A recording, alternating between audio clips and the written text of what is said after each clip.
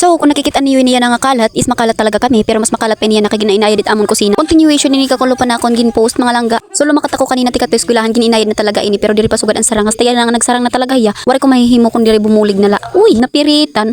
Guys, maaga kita yan nga nahauli didi. Kitaan niyo tam abuhan. Oh, di ba? Amo to na nakinag kang kakulob, nga naharuslak hiya. Natanggalan di daig mga butangan hikuan. Tas adi man lot ang bago nga giniinayad yan na. So yan na, manamok kita. Manamok kita.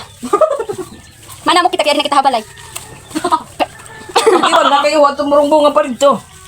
Niyan guys, may nakabang hatong na trabaho. So let's go, magliwanan na kita para makatrabaho na kita, para magamitan kita dili.